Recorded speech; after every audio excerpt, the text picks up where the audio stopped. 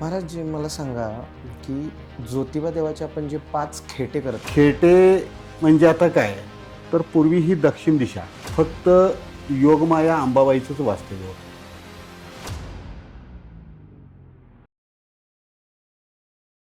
नमस्कार. नमस्कार. माझं नाव विश्वास दिनकर जुगर. मी वेद पाठशाळा चालवतो तिथं आणि त्याचबरोबर श्री ज्योतिबाचे एक सामान्य ज्ञान हां, हां. म्हणजे भाविक भक्तांनी सामान्य ज्ञान, त्याचबरोबर आमच्या समाजाला सुद्धा सामान्य ज्ञान असावं ह्या उद्देशानं त्यात सुद्धा थोडासा सहभाग आहे.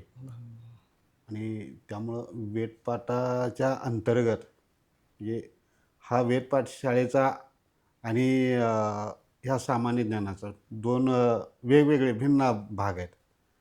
म्हणजे जसं की गोंधळाचे दोन भाग आहेत. अच्छा. म्हणजे हां, बरं. गोंधळीसुद्धा गोंधळ घालतोच बरोबर, आणि डवरीसुद्धा गोंधळ घालतोच. बरोबर. पण दोघांचा उद्देश एकच, की सर्व देवांना निमंत्रण हं. करणे. पण फरक काय, की गोंधळी गोंधळ घालत असताना तर काय संबळ वाजवतात हां, बरोबर, आणि डवरी गोंधळ घालत असताना डमरू वाजवतात. एवढाच तो फरक. बरोबर. महाराज जी मला सांगा, की ज्योतिबा देवाचे आपण जे 5 खेटे करतो, हां. की जसं बरेचसे आपण म्हणतो, की बाबा 5 खेटे करायचे असतात. बरोबर, मग बरोबर. त्याचे ते खेट्यांचे वैशिष्ट्य काय? किंवा 5 खेटे का करावेत? कसं आहे, तुम्ही जो प्रश्न विचारला तो फार सुंदर आहे. कारण का खेटे म्हणजे आता काय, तर पूर्वी ही दक्षिण दिशा, ह्या दक्षिण भूमीमध्ये फक्त योगमाया अंबाबाईचंच वास्तव्य होतं. बरं. आणि बाकी सर्व जे असुर आहेत, वरलासुर, रत्नासुर, अशा अनेक असुर आहेत. हे असुर शंकराच्या वरदानाने उन्मत्त झालेले असुर. प्रत्यक्ष शंकराची भक्ती करताना किंवा तपश्चर्या करताना त्यांची भावना एक होती. आणि प्रत्यक्ष त्यांना वरदान मिळालं, त्यावेळेला त्यांच्या भावनेत बदल झाला आणि या सृष्टीला ते छळू लागले. त्या सृष्टीला इतके छळू लागले, इतके छळू लागले, की ह्या सजीवांना श्वास घेणंसुद्धा मुश्किल झालं. आणि त्या असुरांचा एवढा अहंकार वाढला, की त्या अहंकारानं सारा अंधकार, सूर्याचा प्रकाशसुद्धा पडत नव्हता. आणि त्यांच्या त्या अहंकाराला सृष्टी एवढी म्हणजे त्रासली होती, सजीव, आणि ते योगमाया अंबाबाईला पाहत नव्हतं. म्हणून तिनं काय केलं, तिनं प्रतिकार केला. परंतु तिची प्रतिकारशक्ती अपुरी पडली. म्हणून काय केलं, देवादिदेव पूर्ण ब्रह्म सनातन केदारनाथ अर्थात शंकराचाच अवतार, ज्या असुराने ज्याच्यापासून वरदान प्राप्त केलं, त्याच्याच अवताराला काय केलं, साद घातली, म्हणजे धावा केला. आणि तिनं केलेला धावा योगमाया अंबाबाईनं, आणि त्याचबरोबर पौगंड ऋषी आणि विमलांबुजा यांना संतती नव्हती, म्हणून त्यासाठी ते प्रदोष व्रत 15 दिवसाला प्रदोष व्रत करायचे. त्याचं फलित म्हणून त्या बटोजी रोपात प्रकट झाले केदारनाथ. काय झालं? हां. आणि प्रकट झाल्यानंतर योगमायेला शेवटी देवी एकच, हं. पण रूपे अनेक. त्या बरोबर. देवीला काय केलं, मार्गदर्शन केलं आणि मार्गदर्शन करून तिथल्या असुरांचा नायनाट करून ह्या सृष्टीला काय केलं, एक प्रकारचं वाचवलं. म्हणजे उदाहरण द्यायचं म्हटलं तर काय, की भस्मासुर असुर. भस्मासुर असुरानं काय वरदान मागितलं होतं, की मी ज्याच्यावर हात ठेवल ती जळून भस्म झाला पाहिजे.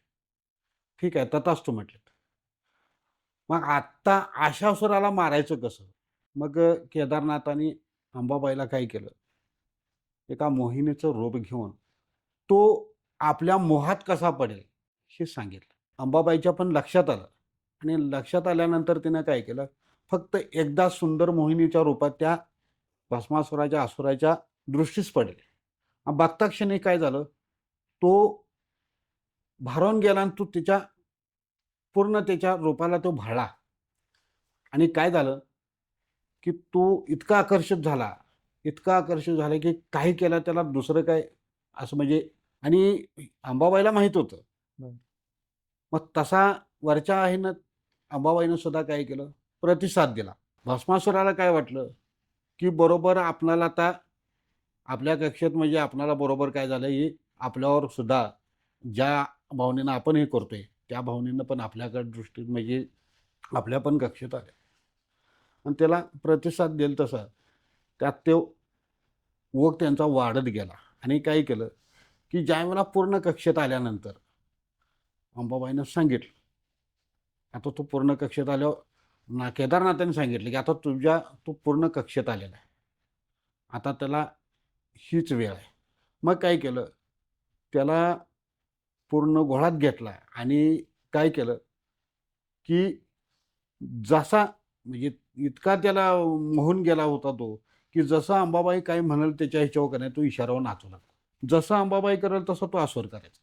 आणि जसं अंबाबाईनं हात डोक्यावर ठेवल्यानंतर त्या असुरानं पण स्वतःच्या डोक्यावर ठेवल्यानंतर काय झालं, तो तिथल्या तिथं जळून भस्म झाला.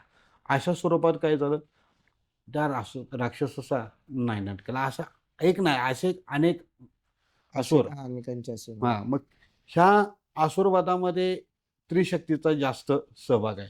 म्हणजे योगमाया अंबाबाई, आदिमाया चोपडाई आणि मूळमाया यमाई. ह्या त्रिशक्तीद्वारे ह्या असुरांचा नायनाट केला आणि काय केलं, ह्या दक्षिणेत विजय साजरा झाला आणि काय केलं, त्याने विजयोत्सव साजरा केला आणि कालांतरानं सृष्टीला त्रासातून मुक्त केला. आणि कालांतरानं मग काय झालं, की केदारनाथ परत तिकडं ह्याला निघाले. कुठं? केदार. हां, हां. बदली. ज्यावेळेला धावा केलता त्यावेळेला हे केदारनाथ म्हणजे ज्योतिबा, हे केदारनाथावले. तिकडून तिकडून इकडे येऊन प्रकट झाल्यानंतर त्यांना मार्गदर्शन करून त्या असुरांचा नायनाट केल्यानंतर परत तिकडे निघाले होते आणि तशा बहिरीसुद्धा वाजल्या होत्या. आणि अंबाबाईचं क्षेत्रपाल हा रंकभैरव हं. आणि रंकभैरवला काय करतात अंबाबाई म्हणतात, "काय भानगड या बहिरी वाजायला लागलेल्या आहेत. कोणाचं प्रस्थान चालू आहे? कोण निघाले?" तर रंकभैरव सांगतात, की केदारनाथ परत निघालेले आहेत. मग ते अंबाबाई काय म्हणते, "हे कसं शक्य आहे? ते आहेत म्हणून तरी मी इथं सुखरूप आहे, माझी जनता इथं सुखरूप आहे. आणि ते जर जायला लागले निघाले असेल, मग इथलं ही गादी मी सांभाळून इथली प्रजेला मी कसं संरक्षण देऊ शकतो? ते चालणार नाही." आणि त्याच तत्परतेनं आहे त्या स्थितीत अनवाणी पायात वाहन न घालता काय झालं, की नाथांना जाऊ नका म्हणून सांगायसाठी, विनवणी करण्यासाठी आहेच्या स्थितीत काय झालं, ती पायी पादचारी मार्गानं पायी चालत आली. आणि ती चालत आले त्यावेळेला माघ महिन्यात जी पौर्णिमा होते, त्या पौर्णिमा झाल्यानंतर येणारा जो रविवार आहे, त्या रविवारी ती चालत आली. असे एकच नाही तर 5 रविवारी चालत आले. अच्छा. हां. हां. आणि 5 रविवारी चालत आल्यानंतर म्हणाले केदारनाथाला, "तुम्ही जर परत जायचं होतं तर मला गादीवर कशाला बसवलं? कारण का तुम्ही इथं आहे म्हणून मी निवांत आहे. मी निश्चिंत आहे. माझी प्रजासुद्धा निश्चिंत आहे. आणि तुम्हीच जर निघाला, तर मी काय करू? काय? तुम्ही इथं थांबायलाच पाहिजे." मग त्याचा त्या अंबाबाईचा तो अट्टहास पाहून नाथाने इथंच थांबायचा निश्चय केला. आणि नाथाने इथं थांबल्यानंतर, निश्चय केल्यानंतर अंबाबाईनं त्यांना राज्याभिषेक करून दख्खन केदार ही उपाधी दिली. आणि शिवाय इतर देवदेवतांनी जे युद्धामध्ये सहकार्य केलं त्या देवतांचा सत्कार समारंभसुद्धा इथं केला. विजयलिंगाची स्थापना करून दक्षिणद्वारात विजयलिंगाची स्थापना करून त्यांचा सत्कार केला. म्हणून आज सुद्धा कोल्हापूरवासी किंवा कोल्हापूरच्या आसपासच्या बाहेरून पण येतात. येणारे प्रत्येक हे आज सुद्धा ती परंपरा जी अंबाबाईची आहे ती जोपासतात. जपले जाते. हा म्हणून अजून एक अजूनही सुद्धा ह्या हा. खेट्याला खेटाला एक जण अनवाणी पण येतात. अनवानीच हा. येतात. अनवानीच हे येतात. कारण आहे त्याचं. पूर्वी कसं व्हायचं 9 ते 12 सिनेमा बघायचा, सायकलीनं आपलं पंचगंगेला यायचं, आंघोळा करायच्या, तिथं सायकल लावायच्या आणि तिथूनच काय करायचं चालत सुटायचं. पहाटे 4ला मंदिर उघडलं जातं, पण पहाटे 2:30 पावणे 3 वाजल्यापासूनच इथं त्यांची रेघ लागायची. आता काही लोकांना कसं की व्याधी तेवढ्या वाढल्यामुळं त्यांना सोयीस्कर झालं म्हणजे सगळं. ज्यांना जमत नाही त्यांना काय करतात, इथं पायथ्याशीच असणारं दुमाल्याचं गाव आहे कुशेरे पोवाळे, इथं पातूर येतात सायकलीवनं किंवा गाडीवनं आणि तिथून डोंगर चढला जातो. आणि ही परंपरा आज सगळ्यात सुद्धा अविरतपणे चालू आहे. म्हणून त्या खेट्याला अनन्यसाधारणपणाचं महत्व आहे आणि त्या दृष्टिकोनातून पाहिलं आता जातं. गुरुजी मला एक सांगा की ज्योतिबा देव आपला हा राजा, हां. जसं राजाचे आपले जे अंगरक्षक असतात तसे मी ह्या ज्योतिबा देवाचे आसपासचे जे अंगरक्षक ह्यामध्ये कोणत्या देवांचा समावेश आहे की जे ज्योतिबा देवाचे अंगरक्षक म्हणून होते? त्यामध्ये अष्टभैरवांची फार जबाबदारी मोठी आहे आणि त्या अष्टभैरवामध्ये क्षेत्रपाल काळभैरव. हा काळभैरव कोण, तर हा शंकराचाच अंश आणि ह्या क्षेत्राचा राजा म्हणून काय केलेलं आहे, सरसेनापती नाथांचा.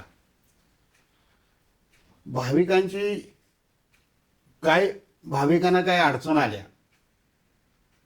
कोणत्याही प्रकारचं त्यांच्यावर जर समजा संकट आलं, पण हा तर त्या संकटाला सामोरं जात असताना त्यांना म्हणजे सहजासहजी त्यांना तसं बळ प्राप्त होत नाही.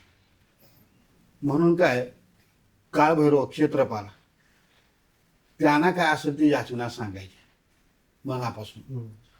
म्हणजे एक प्रकारचं कोलाचार कोलधर्म म्हणून त्या काळभैरवला कोल सुद्धा लावला जातो की माझे हे जीवनचरित्राचं चालवत असताना मला अनेक अडचणी येतात, म्हणजे काय त्यासाठी ती दूर होऊन आपल्या कृपेचा मला आशीर्वाद लाभावा, आपलं एक प्रकारच्या आपल्या कृपेची वलय, एक प्रकारचं कवच निर्माण व्हावं, ह्या उद्देशाने त्यांच्याकडं वचन मागून घेतलं जातं. मी काय केलं जातं की मी फुलाची पाकळी म्हणून तुम्हाला मी काहीतरी समर्पित करेन, अशा स्वरूपात सुद्धा काही केलं जातं. त्या काळभैरवाला विनंती केलं जाते आणि मग त्या काळभैरवाने काय करायचं की त्या भाविकांची जी काही अडचण असेल ती जर परिहार झाली, मग काय करायचं, त्याची पूर्तता ही मात्र ज्योतिबाला करतात.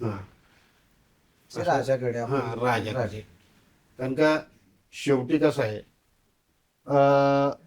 राजा जरी असला तर डायरेक्ट आपण त्या राजांच्या पत्र आपण ते मांडू शकत नाही. त्यांचं जे क्षेत्रपाल जे आहे, अंगरक्षक आहे, त्यांनाच पहिलं आपल्याला सांगावं लागतं. अशा स्वरूपात प्रामुख्यानं ह्या भूमिका आहे ती काळभैरवांची. आता गुरुजी बरेचसे आपल्या इथं म्हणजे ज्योतिबावरती देवाला येतात बरेचसे भाविक, त्यांनी इथले अजून जी मूळ मंदिर आहेत ती बरेचशा जणांना माहिती नाही. तर आपल्या ज्योतिबा देवाच्या आसपास जी मूळ मंदिर अजून असे आणखी कोणती आहेत? बरोबर आहे. आता मंदिराच्या गाभाऱ्यातील जर विचार केला तर श्री क्षेत्र ज्योतिबा हे प्राचीन मंदिर आहे.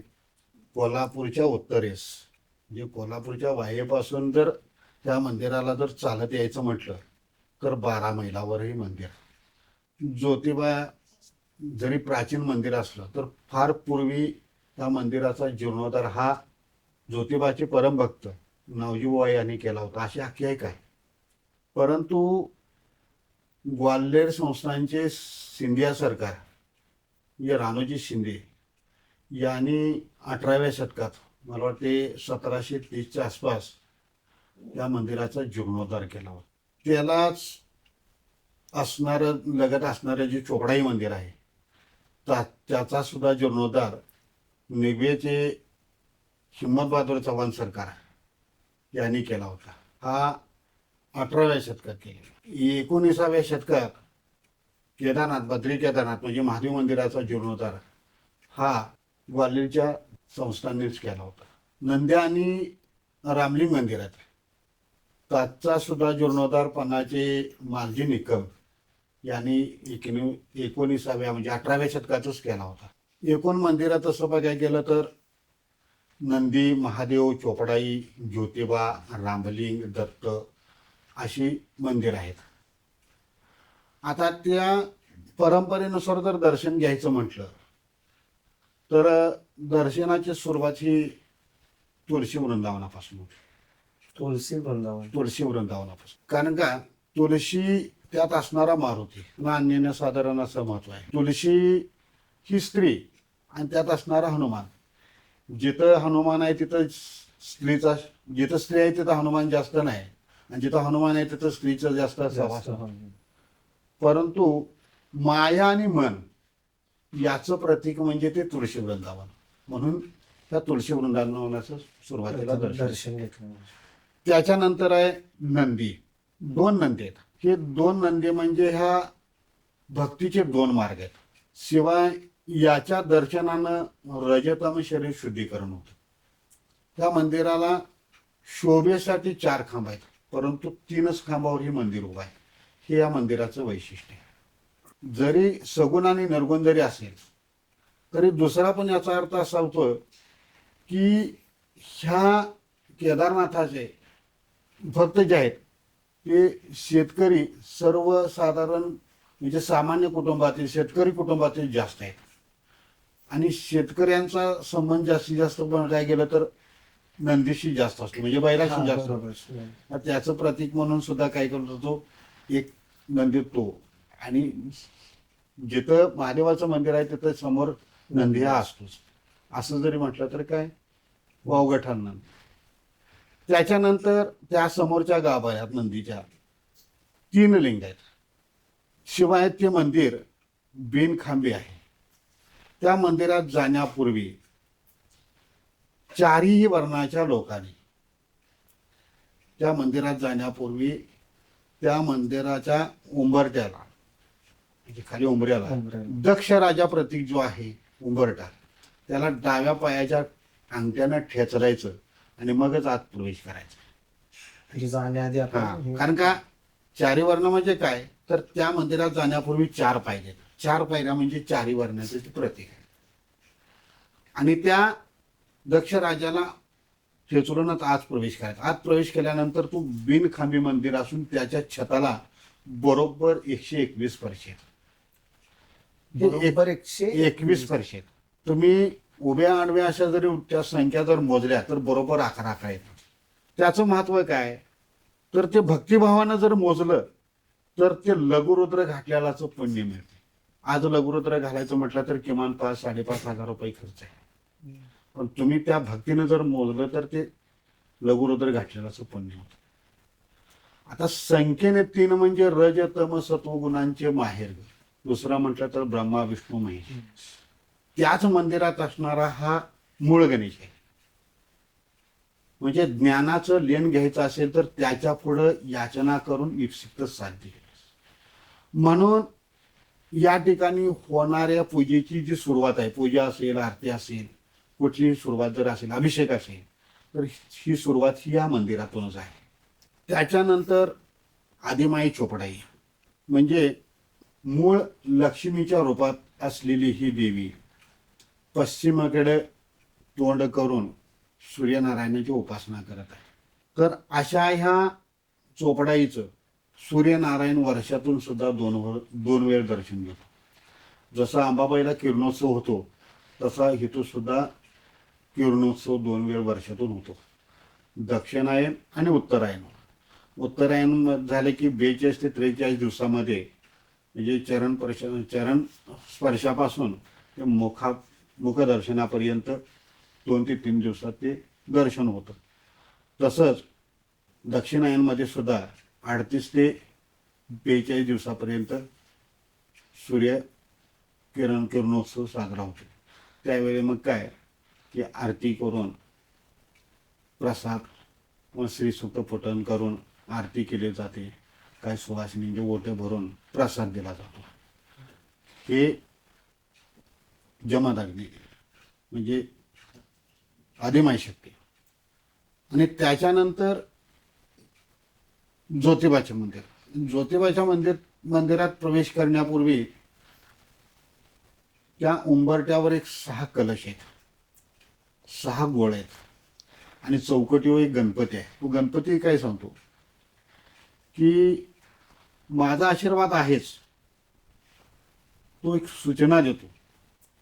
डाव्यातानाच काय तू खाली बघा मग जे आपल्या अंगी असणारे जे षडविकार आहेत हे षडविकार बाहेर ठेवून तुम्ही आत प्रवेश करायचा आहे.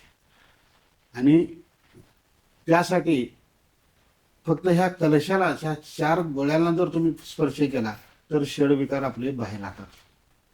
म्हणजे काम, क्रोध, मद, मत्सर, लोभ हे जे आहेत हे बरोबर. बाहेर ठेवून मगच आत प्रवेश केला जातो. आत प्रवेश केल्यानंतर 2 गणपती आहेत, रिद्धी आणि सिद्धी यांचे पती विवेक आणि वैरागी यांचं दर्शन घ्यायचं. हे गणपती काय सांगतात, हे मानवा, हे सारं जग माझ्या चिमुटीमध्ये म्हणजे मसुरा एवढे, माझ्या चिमुट्या एवढं मावर एवढं आहे. त्यात तुझी गणना कुठं करायची. म्हणजे जो अहमपणानं सांगतो मी मोठा, मी बरा, बरोबर. तसं नाही. हम्म. हे संपूर्ण जग एवढं आहे म्हटलं तर तुझी गणना कुठं करायची. त्यातून सुद्धा आपण काय करतो, आपला अहमपणा म्हणजे बाहेर ठेवलेला असतो, त्यातून तो आपल्याला सूचित करतो. परत मेन ज्योतिबा हा मेन यात्रेचा केंद्रबिंदू. हा दक्षिणमुखी आहे. कारण का सहजासहजी दक्षिणमुखी मूर्ती तुम्हाला कुठेच भेटायला मिळणार नाही, पण तिथं तुम्हाला मिळते. त्याचं कारण दक्षिण दिशा ही यमदिशा आहे आणि त्याच्याकडून जी येणारी संकट आहेत जी सदासहजी लयात जातात. त्याला शह देण्याचं सामर्थ्य ब्रह्मा, विष्णू, महेश, 4था जमदग्नी म्हणजे आदिमायशक्ती आणि 5वा रवी म्हणजे सूर्य, या 5ची ज्योत म्हणजे ज्योतिबा. आणि त्या संकटाला शह देण्याचं सामर्थ्य तुम्हा ज्योती स्वरूपातच आहे. म्हणून अंबाबाईनं काय सांगितलंय ही दक्षिण दिशा ही यमदिशा आणि त्याच्याकडे येणारी जी संकट लयास जात नाही त्याला शह देण्याचं सामर्थ्य तुमच्यातच आहे. म्हणून भक्तजनांच्या संरक्षणासाठी तुम्ही दक्षिणमुखी सज्ज राहा. म्हणून काय केलेलं आहे, ते दक्षिणेकडे तोंड करून उभे आहेत. आणि त्याच्यानंतर तो भाग कुठला तर मारुती. हा मारुती कसा आहे तर हा मारुती रामवर्णी, श्यामवर्णी. त्याला रामवर्णी, श्यामवर्णी का म्हटलं जातं. मारुती म्हटलं की सरास त्याला तेल आलं, शेंदूर आला. पण ह्या मारुतीला काय, त्याला तेल नाही, शेंदूर नाही, म्हणून ह्या मारुतीला काय श्यामवर्णी म्हटलेलं आहे, रामवर्णी म्हटलेलं आहे. ते मारुती काय सांगतो,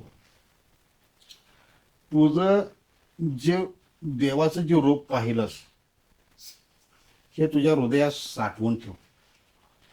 ते जे रूप आहे ते अवर्णनीय स्वरूप आहे. त्याचं कितीही जर वर्णन करायला गेला तर ते काय होणार आहे, कमीच पडणार आहे. कमीच पडणार. ज्यावेळेला शेष नारायण त्या भगवंताचं वर्णन करतात, स्तुती करतात, स्तुती करताना त्याच्या जिभेचे 2 भाग झालेले आहेत. म्हणून कुठल्याही सापाला बघा 2 जिभे आहेत.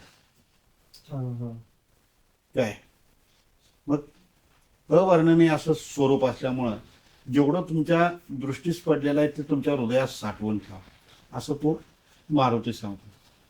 त्याच्यानंतर अंबाबाई. तिथं काय की देवाचे दागिने, जो खजिना अजून तो तिथं आहे. तिथं ठेवून पश्चिमेकडे तोंड करून आपण बाहेर पडायचं. बाहेर पडून काय करायचं, कापूर अगरबत्ती लावायचे आणि परत एकदा दर्शन घेऊन बाहेर पश्चिमेकडे तोंड करून, दक्षिणेकडून बाहेर तोंड करून बाहेर पडल्यानंतर कापूर अगरबत्ती लावायची आणि पश्चिमेकडे तोंड करून प्रदक्षिणा सुरुवात करायची. आता कापूरच का लावायचा तर परमेश्वराला सांगायचं माझं जे संकट आहे, माझं जे दुःख आहे, ते कापराप्रमाणे जळून खाणं.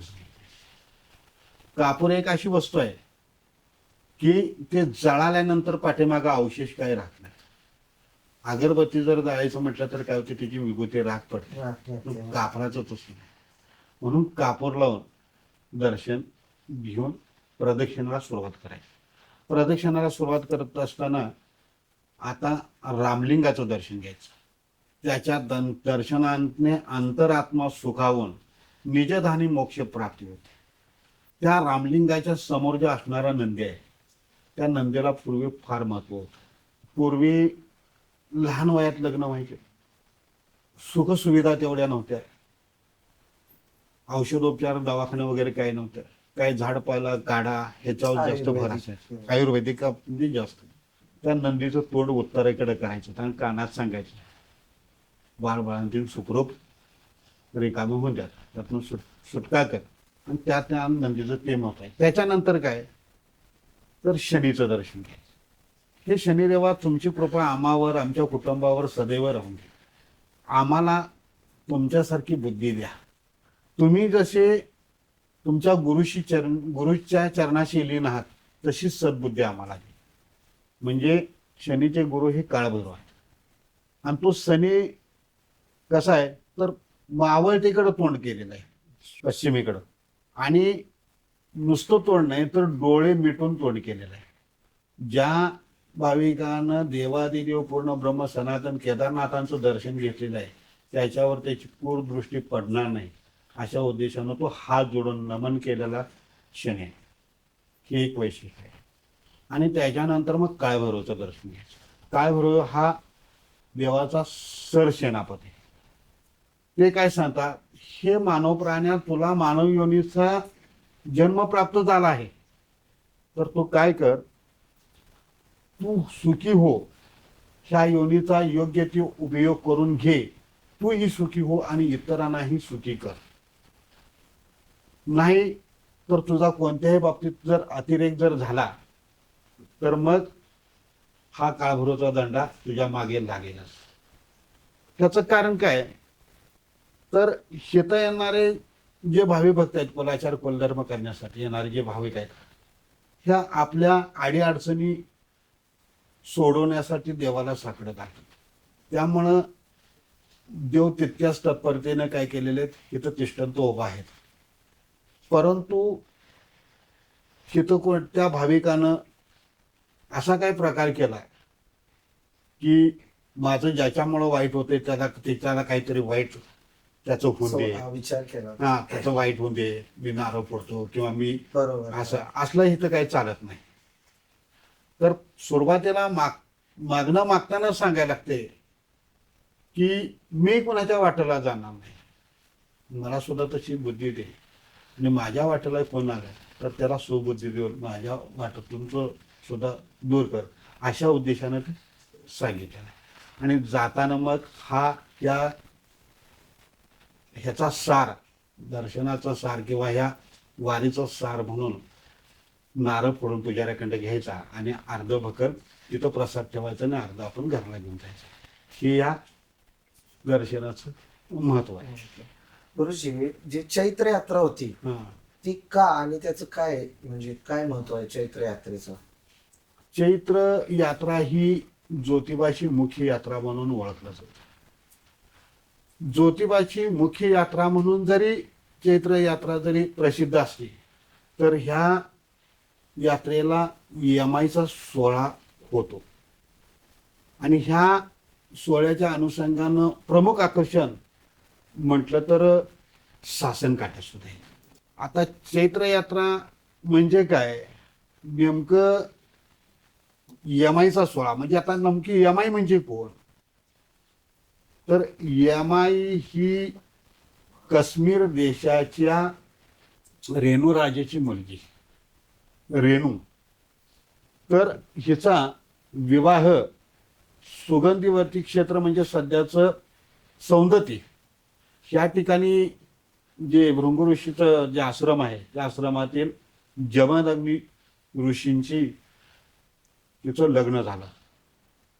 त्या लग्नाच्या वेळी इतर देवदेवतांनी त्या लग्नाला त्या दोघांना सप्रेम भेट म्हणून कामधेनू गाय दिली होती. ती कामधेनू गाय म्हणजे अशी काय म्हणजे सामान्य गाय नव्हती ती, तर इच्छापूर्ती करणारी गाय होती. आणि त्या सुगंधी क्षेत्रीचा राजा जो होता सहस्रार्जुन. सहस्रार्जुन पण काय असा म्हणजे किरकोळ नव्हता. म्हणजे तो भगवान श्री गुरुदत्तांना विष्णूचं दर्शन आपल्या स्तोत्रातनं आपल्या शक्तीनं त्यांना दिलं. त्यांच्याकडे एक अद्भुत शक्ती होती. एखादी वस्तू जर घाय झाली तर ते स्तोत्र पठण केल्यानंतर त्यांच्या पुढ्यात ती वस्तू उभा राहायची. एवढं त्याच्यात सामर्थ्य होतं. आणि श्री गुरुदत्तांना विष्णूचं दर्शन लाभलं, ज्याच्यामुळे लाभल्यामुळे त्यांना सहस्र भाऊ प्रदान केले. अशा त्या सहस्र अर्जुनाजवळ कळलो एक जातो आणि काय म्हणतो, तुम्ही ह्या क्षेत्राचे राजा आहात, आपल्याकडे सर्व काय आहे, परंतु जे जमदग्नी ऋषी आणि यल्लमा म्हणजे यमाईकडे जे आहे ते तुम्हाकडं नाही. म्हणजे असं का आहे, तर ते म्हणतात त्यांच्याकडे कामधेनू आहे. त्यात काय एवढं म्हणा नाही म्हणते, तर असं तसं नाही, तर ती कामधेनू इच्छापूर्ती करणार आहे असं का, तर हो. मग त्या गायीची मागणी करण्यासाठी तो सहस्रार्जुन त्या जमदग्नी आणि रेणुकेकडे जातात आणि त्या गायीची मागणी करतात. ती द्यायला ती नकार देतात. नकार दिल्यानंतर त्यांच्यात काय होतं, घनघोर युद्धच होता. आणि त्या युद्धामध्ये वीरगती प्राप्त होती. कुणाला, जमदग्नीला मरण प्राप्त होतं. आणि त्यावेळेला मग रेणुका काय करते, परशुरामाचा धावा करते. परशुराम तिथं प्रकट होतो. प्रकट झाल्यानंतर हे सर्व शहर सहस्रार्जुनच केलेलं आहे असं त्यांच्या लक्षात येतं. आणि काय करतं, परशुराम त्या क्रोधानं त्या सहस्रार्जुनावर चाल करतात. त्या दोघात घनघोर युद्ध होतं आणि त्या युद्धामध्ये त्या सहस्रार्जुनाचा वध होतो आणि त्याच्या नाभीतील अमृत आणून त्या जमदग्नी ऋषीवर शिंपडलं जातं. ही ज्या वेळेला सहस्रार्जुन जमदग्नीला मारतात तो दिवस म्हणजे मार्गशीर्ष शुद्ध पौर्णिमा, म्हणजे रांडव पौर्णिमा म्हणतात की नाही, ते त्या पौर्णिमेला वैधव्य प्राप्त होतं. आणि सहस्रार्जुनाचा वध करून त्याच्या नाभीतलं अमृत ज्या वेळेला शिंपडलं जातं तो क्षण म्हणजे चैत्र शुद्ध पौर्णिमा.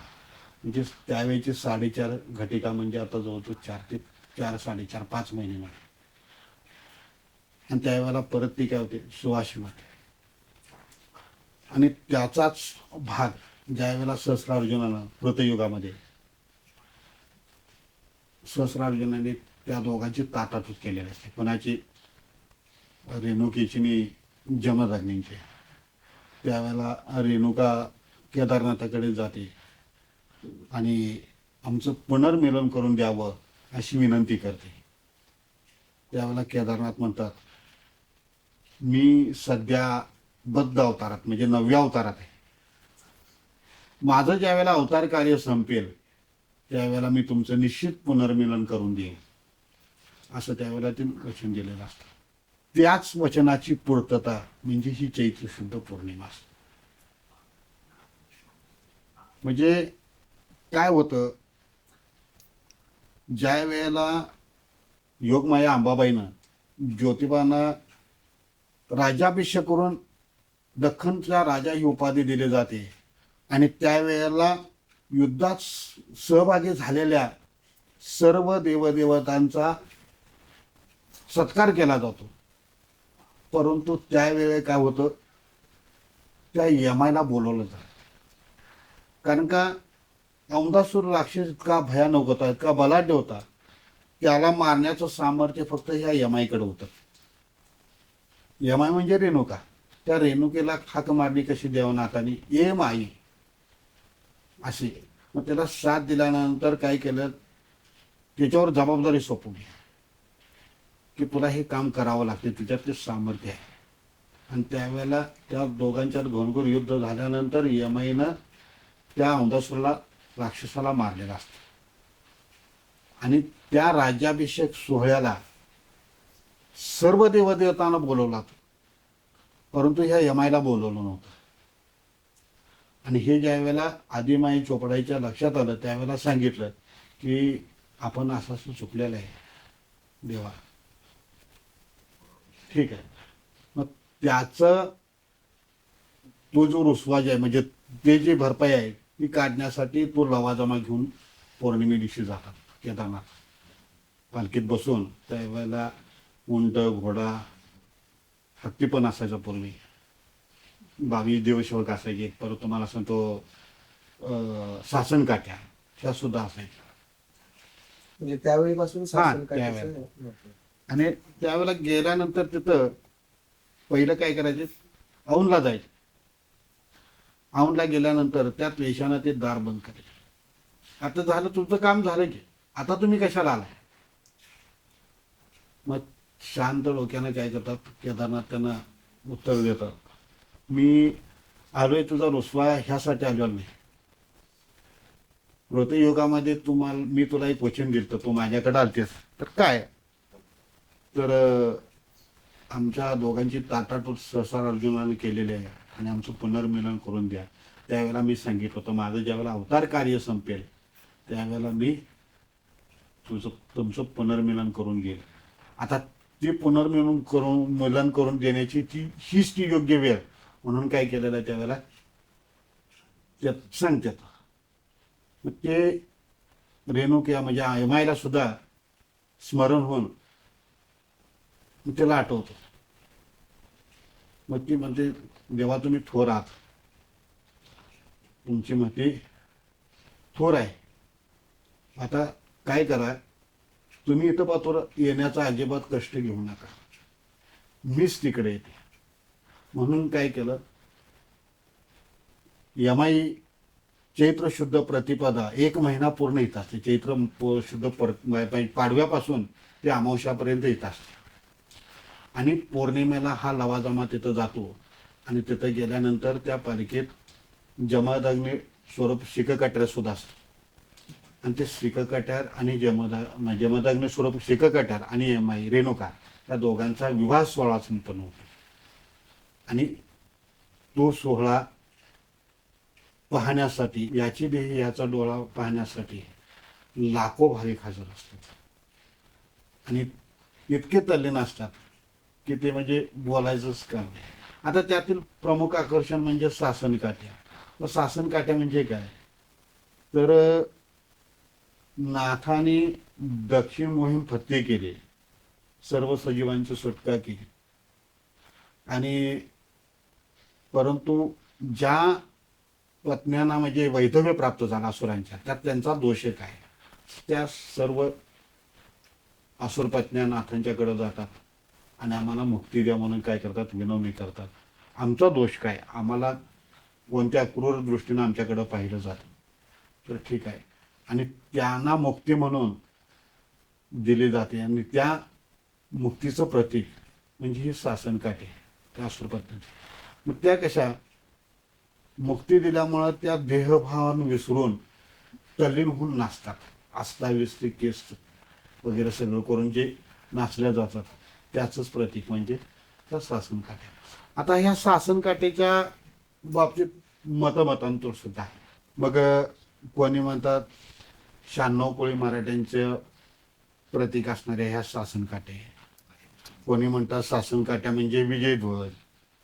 आता विजयध्वज म्हटलं तर ज्या वेळेला विजय उत्सव साजरा होतो त्यावेळेला म्हणजे दसऱ्याच्या वेळेला विजयोत्सव साजरा होतो. मग त्यावेळेला हा विजयध्वज का निघत नाही. आणि विजयध्वज म्हटलं तो लहान असो अगर मोठा असो, मग त्या विजयध्वजाचा कलर एकच का नाही, बरोबर म्हणजे भगवा बरोबर. का नाही, हा सुद्धा प्रश्न विचारात घेण्यासारखा. दुसरी गोष्ट 96 कोळी मराठ्यांचं म्हटलं 12 ते 96 म्हणजे 16 प्रांतांचा काय झालेला आहे. 16 पैकी 8 प्रांतांचा ही जे कुलदैवत आहे हा केदारनाथ आहे. आणि 8 प्रांतांचा जो आहे तो अष्टभैरव इतर देवदेवता आहे. 12 ते 96 म्हटलं तर मग 96 कळी, 18 पगड, 12 बलुतेदार आहेत. मग ते क्रमानं पूर्वी 96 म्हटलं तर 96 सासनकाठ्या होत्या का? तर नाही. आमच्या माहितीप्रमाणे म्हटलं तर त्या सासनकाठ्या किती आहेत? 45 ते 48 पर्यंत जास्तीत जास्त. मग त्या 96 पाहिजेत का नको? मग त्या नुसत्या सासनकाठ्याच नाही, त्यामध्ये देवाचा उंट आहे, घोडा आहे, हत्ती आहे, पालखी आहे, तोफाचा सुद्धा नंबर आहे. मग हे कितपत योग्य आहे? आणि त्याच्यानंतर काहींच्या अभ्यासकांच्या मध्ये कसं आहे, शासनाचा अपभ्रंश होऊन शासन झालेलं आहे. शासन आणि शासन हे दोन भाग भिन्न आहेत, दोन भिन्न भाग आहेत. शासन म्हटलं तर कसं, शासन म्हटलं तर मग छड्या. पूर्वी काय करायचे, प्राथमिक शाळेत गेल्यानंतर शासन म्हणून काय ते छड्या द्यायचे किंवा उठाबशा करून काय करायचं, त्यांना सजा द्यायचे. तसं ह्याच्यात छडीत सुद्धा आहे. चैत्र शुद्ध महिन्यात जो कुलाचार होणार आहे त्या कुलाचाराचा विचार करता चैत्र महिन्यात होणारे कुलाचार आणि इतर वेळी होणारे कुलाचार ह्यात जमीन आसमानचा फरक आहे. चैत्र महिन्यात होणारे जे कुलाचार आहेत त्यामध्ये काय आहे तर सासनकाठी आहे, नगारा आहे, परत तुम्हाला सांगतो सनई आहे, कावड आहे, परत छडी आहे, मेकळा आहे, दिवटी आहे.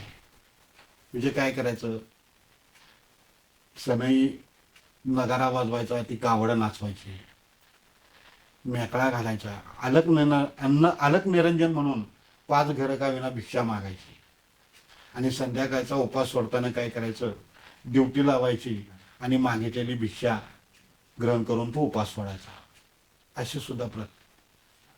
ती छडी म्हणजे एक प्रकारची शासनाचाच भाग तो.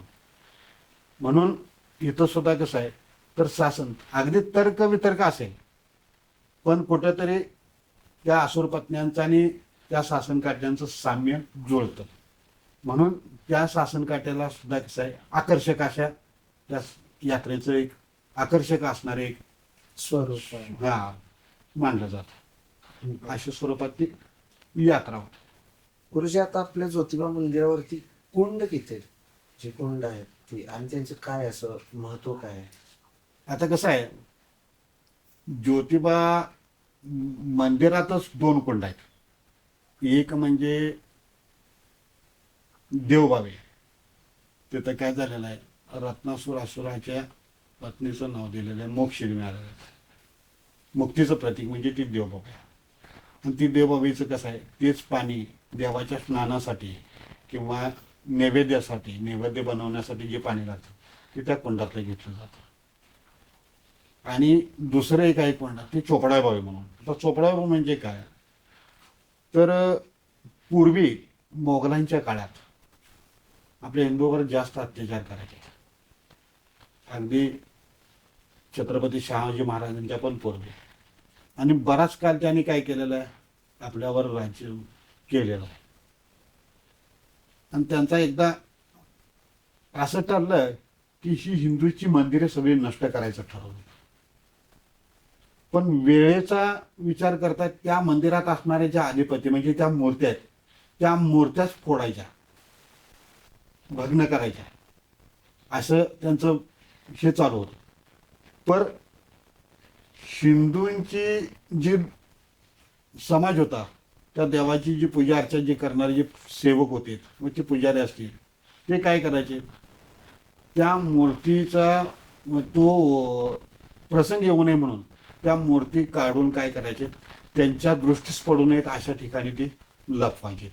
अशीच पूर्वी ही मूर्ती, चोपडाईची मूर्ती ही त्या तीर्थात त्या कुंडात ठेवली होती, म्हणून त्याला चोपडाबाई म्हणतात. त्याच्यानंतर आहे यमाईकडे जे आहे ते जमदग्नी तीर्थ म्हणून, यमाईचं तळ म्हणून. अगदी कर्पूर तीर्थ एक आहे मध्यंतरी गावातच, घृष्णेश्वर. तिथं तुमच्या ह्याचं जे आहे कर्पूरेश्वर मंदिर, तिथंच कर्पूर तीर्थ आहे. तिथं अगस्त्य ऋषींनी काय केलेलं आहे, ध्यानधारणा केलेलं आहे. आणि अगस्त्य ऋषींनी काय केलेलं आहे, चारीधाम म्हणतो का नाही आपण, चारधाम. पण चारीधाम म्हणजे कोणतं, तर बाबा तामिळनाडूतलं ते रामेश्वर, विष्णूशी संबंधित असणारी ही चारीधाम, चारधाम. जगन्नाथपुरी, द्वारका आणि केदारनाथ, अशी चारीधाम. आणि त्या चारीधाममध्ये जेवढं ज्या तीर्थांना जेवढं महत्व आहे तेवढं ह्या मंदिराच्या म्हणजे डोंगराच्या भोवती असणाऱ्या तीर्थांना महत्व आहे. त्यासाठी काय केलेलं आहे, श्रावणातल्या 3ऱ्या सोमवारी नगर प्रदक्षिणा म्हणून त्या तीर्थांची प्रदक्षिणा होते. जेवढं उत्तर काशीला जेवढं महत्व आहे तेवढं ह्या दक्षिण काशीला महत्व आहे. अगस्त्य ऋषीने त्यावेळेला सुरुवात केली ह्या तीर्थाची, त्या प्रदक्षिणेची. ती देवळात नित्यनेमानं अभिषेक, पंचामृत अभिषेक झाला, आरती झाली की बरोबर दक्षिण दरवाजातून बाहेर गायमुखावर जातो. गायमुख म्हणजे तिथं पुष्कर तीर्थ म्हटलं जातं. त्या गायमुखात जवळजवळ 360 झाड आहे. काय तिथं मल्लिकार्जुन आहे. त्या नगर प्रदक्षिणात जवळजवळ 5 ते 6 ज्योतिर्लिंग होतात आणि एकाच शिळावर असणारे 12 ज्योतिर्लिंगाचं दर्शन होतं. तर ते गायमुख झाल्यानंतर मुळवण्यात आहे, तिथं मुळवणी तीर्थ म्हणून आहे, त्याला जरा पुढे गेले की तिथलं दर्शन होतं. नंतर तिथून गेल्यानंतर सरळ पांढरवन म्हणून आहे. पांढरवण्यात तिथं एक तीर्थ आहे. तिथून मग सारखा म्हणजे जेवढं तुमच्या मानस सरोवराला जेवढं महत्व आहे तेवढं त्या तीर्थाला महत्व आहे. सारखाची सेवा, सारकाळ बावी म्हणतात, तिथं एक आहे. नंतर शारदा तीर्थ तुमच्या आंबोबांना गिरोलच्या पाठीमागे आहे. नंतर गिरोल गेलं की गौतमी तीर्थ म्हणजे तिथं त्र्यंबकेश्वर दर्शन एक होतं. नाशिक त्र्यंबकेश्वरचं जेवढं महत्व आहे ते गिरोलीत तिथं आहे. तिथं बोल.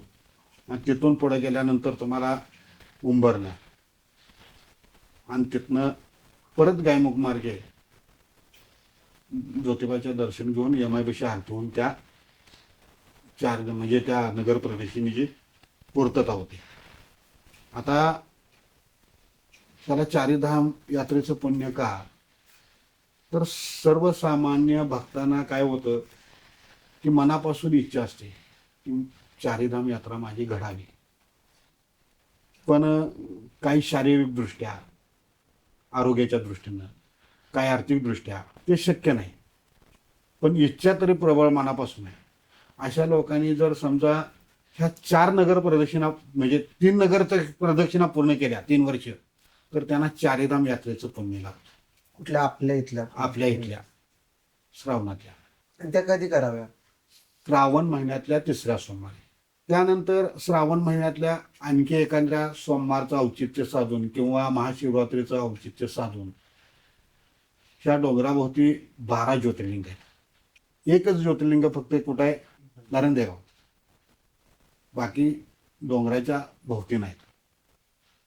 मग भारतात 12 ज्योतिर्लिंग कोणती, ती कशी प्रकट झाली आणि त्याचं महत्व काय, म्हणून काय करतात ते पाहण्यासाठी भाविक अगदी आवर्जून काय करतात, 12 ज्योतिर्लिंग यात्रा करतात संपूर्ण भारतभर.